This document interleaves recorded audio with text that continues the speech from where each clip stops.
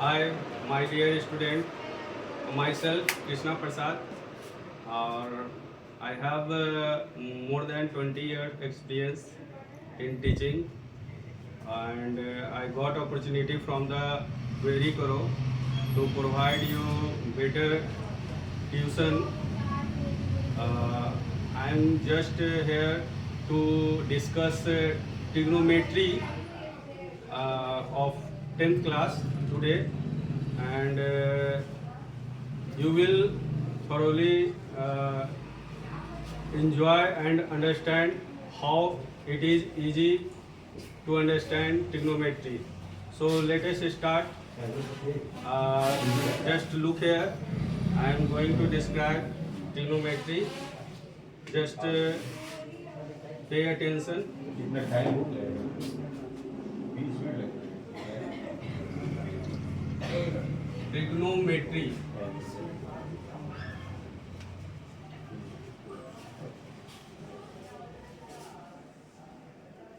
My dear student, trigonometry is the study of mathematics in which we deal with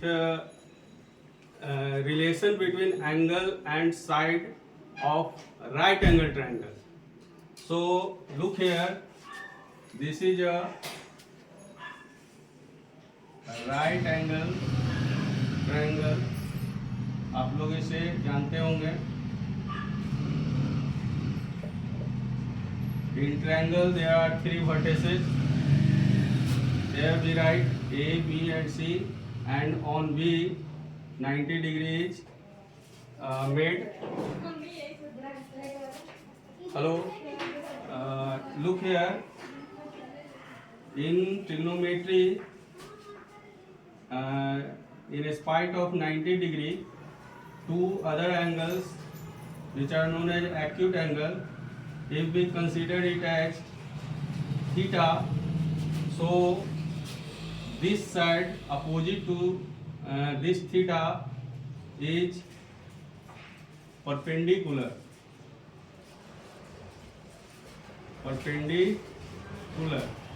And the side on which theta belongs is base. Understood? And the side opposite to right angle is hypotenuse. And you know, my friend, hypotenuse is the longest side. Hypotenuse, you will see here, this side is greatest side among three sides. Okay, so today we are going to describe about the relation between angle and these three sides. Okay, so here we study at first trigonometric ratio.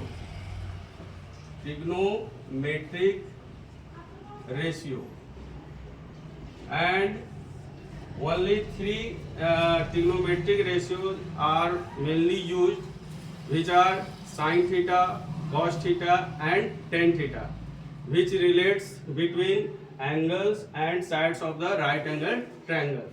So at first we understand sin theta. Sin theta is equal to perpendicular by base. Other trigonometric ratio is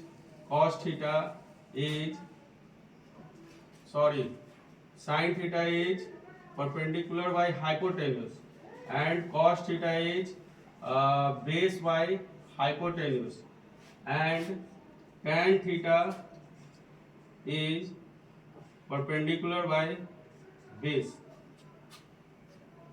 देखिए, इसमें आप जो है आप notice किए होंगे कि अगर हम जो है एंगल ऑफ रेफरेंस जो है कि थीटा ले रहे हैं, तो यहाँ पर जो है साइन थीटा में हमने यूज किया परपेंडिकुलर और हाइपोटेन्यूस. ये रिलेट कर रहा है साइन थीटा एक्चुअली ये जो है ये क्या है, एक रेशियो है. और ये रेशियो किसका है, परपेंडिकुलर और हाइपोटेन्यूस का.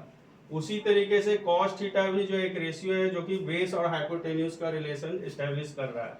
और tan थीटा जो है वो परपेंडिकुलर और बेस का रेशियो जो है बता रहा है। ठीक है, तो यहाँ पर बहुत सारे बच्चों को जो है कि इसको याद करना मुश्किल हो जाता है। तो ऐसे परिस्थिति में इसमें जो है कि कुछ ट्रिक बताया गया है कि अगर नहीं याद है तो इसको जो है आप इस तरह से समझ सकते हैं। अगर आप नोटिस करें तो ये ऊपर में देखें PBP आ रहा है और नीचे में जो है HHB आ रहा है। तो इसको जो है हम लोग जो है पंडित बद्री प्रसाद हरी हरी बोल करके भी जो है इसको समझ सकते हैं।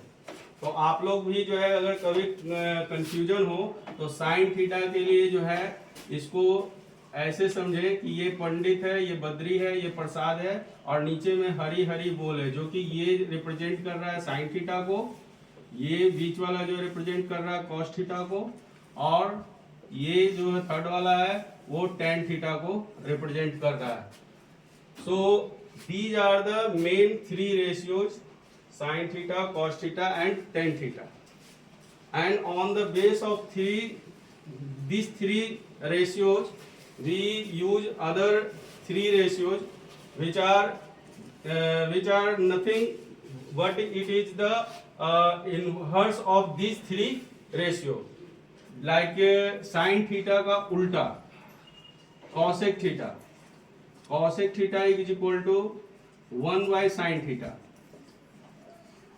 and if cosec theta is reciprocal of sin theta, so we use here in terms of ratio h by p, and cos theta का उल्टा देखा जाए तो वो होता है sec theta, and sec theta is equal to 1 by cos theta, and it can be written as h by b, and tan theta, no, there it is cot theta. Cot theta is reciprocal of tan theta. So you can write here b by p. So look here. Only हम लोगों को जो है केवल जो है ये तीन रेशियो का अगर हमको जानकारी अच्छा से हो जाता है तो हम लोग जो है अदर थ्री रेशियो को जो है इसी के बेस पर जस्ट हम उसको उल्टा कर देते हैं और उल्टा करके उसको निकाल सकते हैं। यानी कि मेनली अगर हमको अगर याद करना है तो साइन थीटा, कॉस थीटा और टैन थीटा को जानना बेहद जरूरी होता है, और बाद बाकी जो है इसी पर आधारित है और इसके जस्ट वो अपोजिट है। तो दोस्तों सॉरी आप जो है इसको समझ सकते हैं माय डियर स्टूडेंट कि ये जो है ट्रिग्नोमेट्रिक रेशियो जो है ये 6 मेन रेशियोज है, और उसी पर बेस्ड जो है कि आगे जो है हम लोग जो है जितने भी रूल्स और जो भी फार्मूला यूज होते हैं इन्हीं 6 रेशियो पर बेस्ड होते हैं। सो चलते हैं अदर चीज़ों को समझते हैं।